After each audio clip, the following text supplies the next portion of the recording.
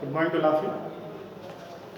आज हम क्लास 10 हिंदी के राम लक्ष्मण परशुराम संवाद के नेक्स्ट पार्ट को पढ़ेंगे। अभी तक हमने इसमें थ्री पार्ट्स कवर कर चुके हैं, जिसमें इन तीनों पार्ट में हमने देखा कि लक्ष्मण और परशुराम के संवाद को ज़्यादा प्राथमिकता दी गई है, और उसी के साथ साथ ये बताने का प्रयास किया गया है कि परशुराम किस प्रकार के हैं, कैसे उन्होंने शिव धनुष के टूटने के बाद गुस्सा किया, और उसके बाद लक्ष्मण ने उन्हें किस तरह के संवाद पे उत्तर दिए। इन सब चीज़ों के बारे में हम पढ़ चुके हैं पहले के वीडियो में। अब आगे के वीडियो में जो हम पढ़ने जा रहे हैं उसके बाद का आखिरी 2 पद्य है, उसको देखते हैं। तो यहाँ से है, तुम तो कालु हाक जनु लावा, बार बार मुहि लागी बुलावा, सुनत लखन के बचन कठोरा, परस सुधार धरो कर घोरा, अब जनि देई दोष मोहि लोगु, कटुबादी बालक बध जोगु, बाल बिलोक बहुत मैं बाचा, अब येहु मर निहार भा साचा, कौशिक कहा क्षमक अपराधु, बाल दोष गुण गनहु न साधु, खर कुठार में अकुरिन को ही, आगे अपराधी गुरुद्रोही, उतर देत छोड़ो बिनु मारे, केवल कौशिक सील तुम्हारे, नाता यही काट कुठार कठोरे, गुरहि उरनि होतम श्रम थोरे, गद सुन कह हृदय हसी, मुनहि हरियरे सूझ, अयमण खाड़ न उखमर, अजय न बूझ अबूझ। क्या कहते हैं? तुम तो काल हाक जन्मावा, बार बार मुझे लाग बटावा। कहते हैं कि आप बार बार मुझे मृत्यु का डर दिखा करके, बार बार आप मुझे मृत्यु का डर दिखाकर डराने का प्रयास कर रहे हैं। सुनत लखन के वचन कठोरा, जब लक्ष्मण के इस कठोर वचन को सुनते हैं परशुराम जी, परस सुधार धैर्य कर घोरा, तो घोर क्रोधित हो जाते हैं, बहुत ही ज्यादा उनको क्रोध आ जाता है। कहते हैं अब जनि दे दोष मोहि लागू, कहते हैं कि अब यहाँ बैठे लोग मुझे दोष मत देना, कटुबादी बालक बध जोगु, क्योंकि मैं इस बालक का वध करने जा रहा हूँ, बाल बिलोक बहुत मैं बाचा, इसको मैं एक बालक समझ करके बहुत मैं इससे बातें कर रहा था, मैं इसको बहुत समझाने का प्रयास कर रहा था, अब येहु मर निहार भा साचा, लेकिन अब इसकी मृत्यु निश्चित है, क्योंकि इसकी मृत्यु अब निर्धारित है। कौशिक कहाँ क्षमक अपराधु, विश्वामित्र जी खड़े होते हैं, जब परशुराम जी इस तरह की बात करते हैं तो विश्वामित्र जी खड़े हो जाते हैं और कहते हैं कि कौशिक कहाँ क्षमय अपराधु, कि हे प्रभु आप इसे क्षमा कर दीजिए। परशुराम जी से कहते हैं विश्वामित्र जी, हे प्रभु आप इसको क्षमा कर दीजिए, बाल दोष गुण गणन साधु, कि एक जो साधु होता है वो बालकों के दोष को नहीं गिनता, कि एक जो साधु व्यक्ति होता है, मुनि होता है, वो बालकों के दोष को नहीं गिनता। बाल दोष गुण गणन साधु, एक साधु जो होता है बालक के दोष को नहीं गिनता। खर कुठार में अकरुणि को ही, आगे अपराधी गुरुद्रोही, खर कुठार मैं अकुरिन को ही, आगे अपराधी गुरुद्रोही, उतर देत छोड़ो बिनु मारे, केवल कौशिक सील तुम्हारे। कहते हैं कि देखो हे विश्वामित्र, देखो ये तुम्हारे सामने ही एक गुरु की अवहेलना कर रहा है और ये इस तरह की बातें कर रहा है, तो इसका वध करना निर्धारित है, लेकिन तुम्हारी बातों से उतर देत छोड़ो बिनु मारे, केवल कौशिक सील तुम्हारे। हे कौशिक, हे विश्वामित्र, लेकिन तुम्हारी बात है कि तुम इसके गुरु हो, इसलिए मैं तुम्हारी बात की अवहेलना नहीं कर रहा हूँ, इसलिए मैं इसको बिना मारे छोड़ रहा हूँ, नहीं तो आज मैं इसको इसे अपने फरसे से इसको मार देता। नाता यही कट कुठार कठोरे, गरहि उरिन होतई समझोरे।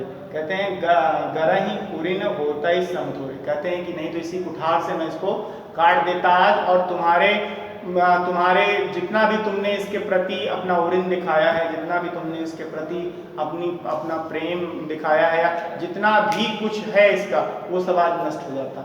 उसके बाद फिर कहते हैं गद सुन कर हृदय हसी, मुनहि हरियरे सूझ, अयमण खाड़ न उखमड़, अजौ न बूझ अबूझ। देखो अब कहते हैं गाद सुन का हृदय हसी, मुनहि हरियरे सूझ।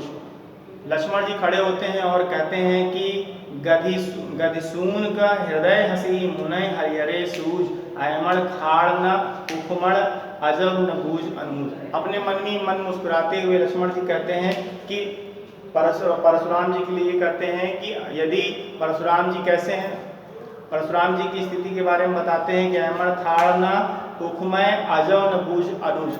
अब ये जब इनको कुछ किसी भी चीज़ के बारे में सूझ नहीं रहा है क्या सही है क्या गलत है, तो इस तरह की ये बातें कर रहे हैं। उसके बाद कहते हैं अगले पैराग्राफ में, कहो लखन मुनि सील तुम्हारा को नहीं जान विदित संसारा।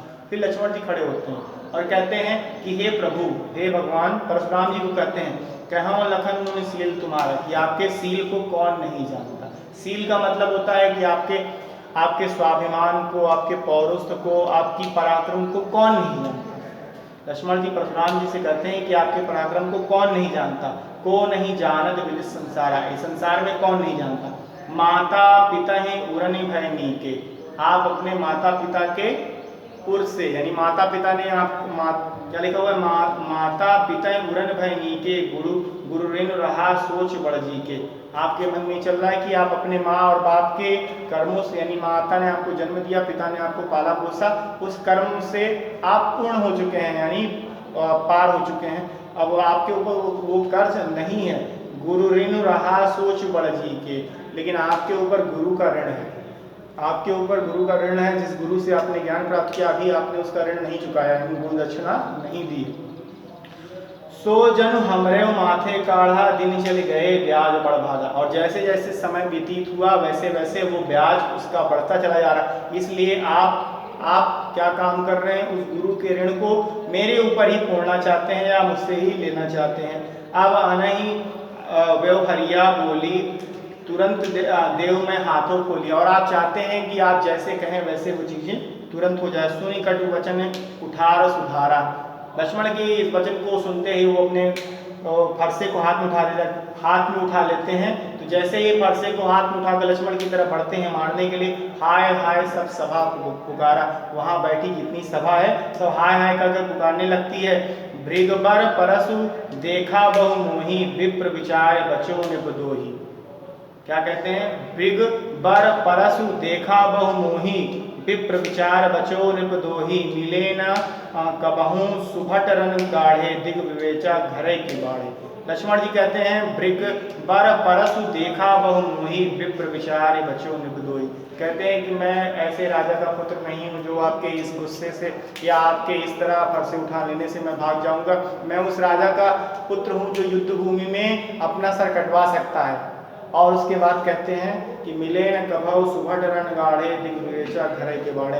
कहते हैं लास्ट में अंत में जो पंक्ति कहते हैं कि आप तो ऐसे दिग्विजेता हैं जो युद्ध भूमि में जाने से पहले ही आप अपने आप को अपने ही मुंह से कह देते हैं कि आप दिग्विजेता हैं, या आप अपने मुंह से ही कह देते हैं कि आप परम पराक्रमशाली हैं, परम शक्तिशाली हैं। इस तरह की बातें आप कर रहे हैं। अनुचित कहीं सब लोग पुकारे, रघुपति सैने लखन नवारे। जब लक्ष्मण इस तरह की बातें करते हैं तो वहाँ सभा में बैठे हुए जितने भी लोग होते हैं सब में हाहाकार मच जाता है और सब ये कहने लगते हैं कि लक्ष्मण ने जो कुछ भी कहा वो अनुचित है। अनुचित कहीं सब लोग पुकारे। देखिए, उन्होंने, लक्ष्मण ने ये कहा कि परशुराम जी आप युद्ध भूमि में जाने से पहले ही डर जाते हैं, युद्ध नहीं करना चाहते अपने आप को, लेकिन फिर भी आप वीर बताते हैं कि आप वीर हैं, आप युद्ध भूमि में युद्ध करने को तैयार नहीं है, लेकिन फिर भी आप एक वीरों की तरह व्यवहार करते हैं। जब ऐसा कहते हैं तो हालांकि ये सब जानते, उस सभा में बैठे हुए जितने भी लोग थे सब जानते थे कि परशुराम जी बहुत ही पराक्रमी है, उन्होंने कई बार क्षत्रियों को मारा है, इस पृथ्वी को क्षत्रियों से मुक्त किया है। तो जब इस तरह की बात लक्ष्मण करते हैं तो सभी आश्चर्यचकित हो जाते हैं और लक्ष्मण की निंदा करने लगते हैं। सब कहते हैं वहाँ बैठे हुए लोग, अनुचित कहीं सब लोग पुकारे, कहने लगते हैं ये गलत है, ये गलत है। कि लक्ष्मण को कहते हैं कि जो तुमने कहा ये गलत है पूरी तरीके से। रघुपति सैने लखन निवारे। तब रघुपति सैने लखन निवारे, तब रघुपति खड़े होते हैं, यानी प्रभु श्री राम खड़े होते हैं। फिर कहते हैं लखन उतर आवहु सरिसिर, भृगबर को कृशान, बढ़त देख जलसम वचन बोले रघुकुलवान। जब इस तरह की बातें बढ़ने लगती हैं, जब परशुराम और लक्ष्मण जी के बीच में विवाद बढ़ने लगता है, तब प्रभु श्री राम खड़े होते हैं और भृगुकुल नंदन अर्थात परशुराम जी को प्रणाम करते हुए उन्हें लक्ष्मण की गलतियों के लिए माफी मांगते हैं। ये था आपका राम लक्ष्मण परशुराम संवाद का, जो सीता स्वयंवर के बाद की घटना है। ये उस समय की घटना है, मैं पहले की वीडियो में बता चुका हूँ कि जनकपुरी में विश्वामित्र जी के साथ राम और लक्ष्मण जब सीता जी का स्वयंवर में उपस्थित होते हैं, जब सीता जी के स्वयंवर में उपस्थित होते हैं, वहाँ पर राजा जनक ने एक शर्त रखी थी कि जो शिव के धनुष को तोड़ेगा वही सीता से विवाह करेगा। तो भगवान राम ने शिव के धनुष को तोड़ा, जैसे ही उसने उस धनुष को उन्होंने उठाया और उस पर एक प्रत्यंचा चढ़ाने का प्रयास किया था, वो धनुष टूट गई थी। और वो धनुष राजा जनक को परशुराम जी ने अपने गुरु परशुराम जी को उनके गुरु अर्थात शिव जी ने उनको धनुष दिया था, और वो धनुष उन्होंने अपने शिष्य पर जनक को दे दिया था अपने राज्य में रखने के लिए, शिव को धनुष को। लेकिन बिना परशुराम जी की आज्ञा लिए ही उन्होंने उस धनुष को एक स्वयंवर में अपनी पुत्री के स्वयंवर में रख दिया और बिना उनसे आज्ञा लिए, इसलिए वो क्रोधित हुए थे। लेकिन जब उनको ये पता चल जाता है कि राम जी ही जो है ईश्वर के अवतार है, विष्णु के अवतार है, तब वो उनको क्षमा कर देते हैं, साथ ही साथ लक्ष्मण द्वारा कही गई सारी बातों को क्षमा कर देते हैं। तो ये था इस चैप्टर का लास्ट आखिरी का जो पद्यखंड। अब इसके अगले वीडियो में हम अगला चैप्टर देखेंगे। अभी हम क्वेश्चन आंसर्स नहीं देख रहे हैं, जितने भी पद्यखंड हैं हर चैप्टर्स के सारे पद्यखंड को पढ़ लेंगे, उसके बाद एक एक करके सारे क्वेश्चन आंसर्स देख लेंगे, फिर कृतिका और क्षितिज भाग प्रथम पे चलेंगे। ठीक है, तो आज के लिए बस इतना ही। Thank you very much.